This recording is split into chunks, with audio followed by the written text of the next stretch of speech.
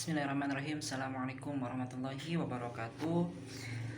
Teman-teman, mungkin pernah ada pertanyaan dari diri teman-teman atau mungkin di luar sana yang mungkin bertanya kepada kita, ada gak sih hubungan antara kesehatan mental dengan keimanan gitu ya.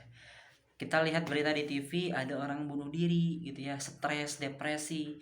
Kita lihat di sosial media, ada orang yang mungkin eh berlaku hal yang apa ya kayak orang stres gitu, tapi dia melakukan hal itu karena kesehatan mentalnya gitu. Dan seringkali kita mungkin merasa diri kita yang paling religius, akhirnya menjudge mereka, kayaknya mereka kurang iman, mereka kayaknya ibadahnya kurang dan seterusnya gitu. Padahal kalau kita coba gali secara ilmiah dan juga secara agama, as a muslim tentu saya akan menarik pembicaraan ini dari sisi agama gitu ya. Jadi buat teman-teman yang merasa diri open minded dengan mengarah ke liberalis gitu ya, tentu ini bukan porsi teman-teman ya. Jadi silahkan jangan dengarkan lagi, silahkan skip aja. Yang pada intinya teman-teman semua, bahasan mental ini tentu ada dalam hal ilmiah, apakah ada kaitannya dengan religiusitas, dan tentu apalagi pembahasan religius termasuk mental pun ada dalam agama kita, dalam agama Islam, dibahas dalam berbagai ayat Al-Quran. Nah, coba kita lihat dulu berbagai masalah itu hadir dari mana, teman-teman semua. Tentu kita coba tarik dulu pembahasan terkaitan dengan kesehatan mental. Kesehatan mental ini menjadi topik yang terus konsisten disuarakan, apalagi di zaman-zaman kemarin COVID gitu ya. Orang-orang banyak yang depresi dengan tinggal di rumah aja, aktivitas yang banyak tersendat, terhambat gitu. Dan terlebih itu ramai di kalangan usia quarter life crisis gitu ya, 20-30 tahunan gitu. Termasuk saya juga berada di usia itu. Biasanya kesehatan mental ini berangkat dari finansial, keluarga, kemudian spiritualitas dan lain-lain yang membuat mereka merasa krisis gitu ya. Krisis hingga akhirnya mental mereka terganggu gitu. Dan ini ramai dibicarakan atau disuarakan belakangan ini, dan juga secara kasus makin banyak, termasuk orang-orang yang bunuh diri gitu ya. Kian banyak kasus membunuh terdengar. Nah, berangkat dari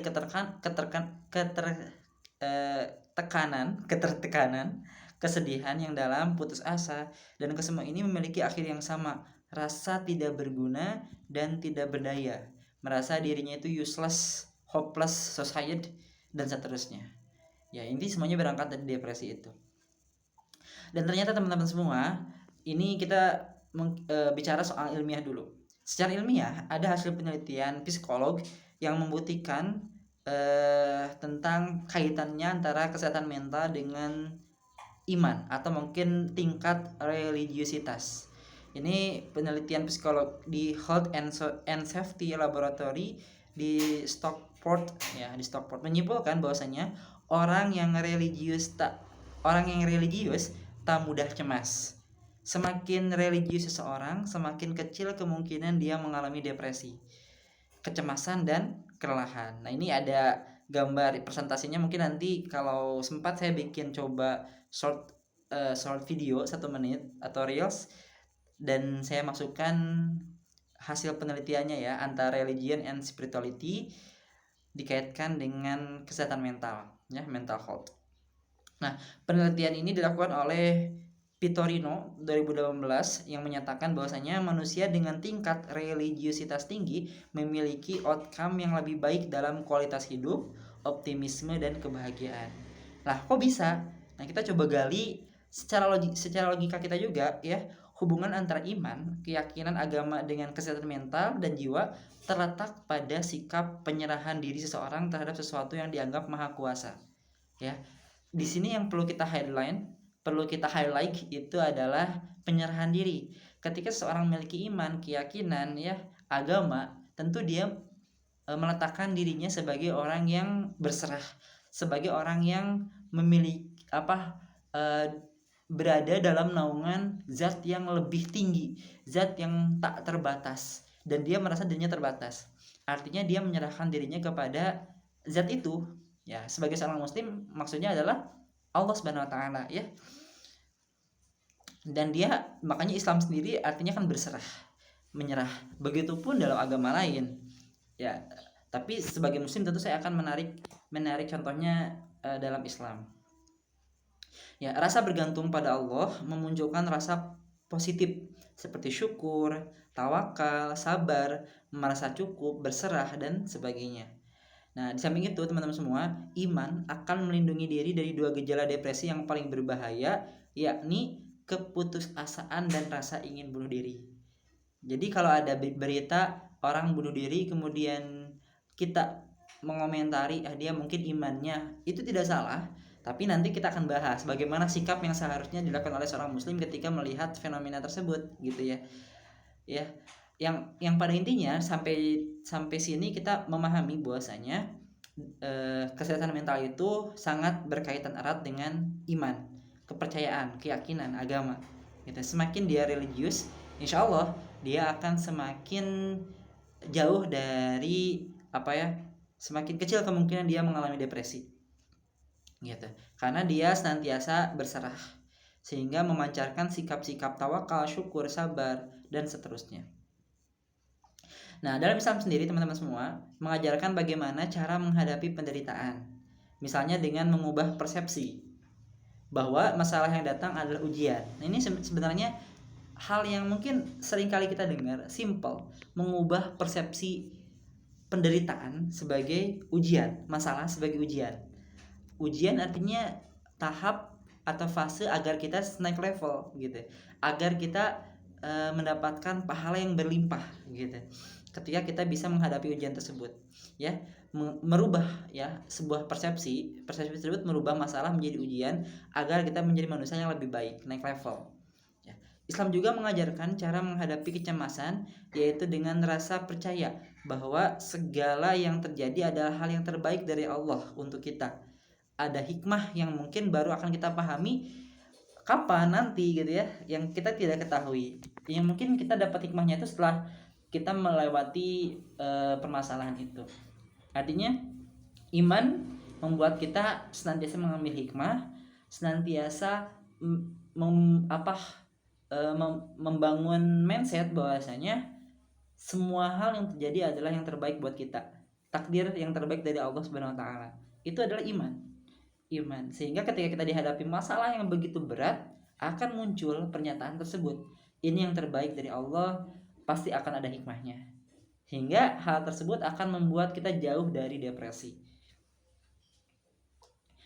Bagaimana cara kita menjalani hidup ini? Pusatnya ada tadi mindset atau pola pikir atau akliyah, ya. Ketika kita melihat sesuatu, itu akan terpancar mindset kita dan merefleksikan sebuah sikap gitu. Jika mindset atau pola pikir kita selalu positif sesuai dengan syara, dalam hal ini sebagai seorang muslim tentu harus melihat sesuatu dengan perspektif syariat Islam, ya, baik buruknya sesuai syariat Islam. Nah, sehingga teman-teman semua, hal tersebut akan membuat kita menerima qada Allah karena sudah bergantung pada sesuatu yang maha. Ini Allah Subhanahu wa taala, ya. Ini sudah takdirnya Allah, ini qadanya Allah Subhanahu wa taala gitu ya. Keadaan seruit apapun insya Allah akan tetap dapat dihadapi dengan hati yang tenang karena keyakinan akan kuasa Allah Subhanahu wa taala, ya. Makanya ketika ada orang bunuh diri nih, ada banyak berita ibu gantung diri usai racuni 2 anak di Sulawesi Selatan karena terlilit utang. Terlilit utang judi online, buruh pabrik di Tangerang gantung diri. Cerai berulang kali, lansia ditemukan tewas gantung diri di Tangerang Selatan. Dan banyak banget berita-berita yang menunjukkan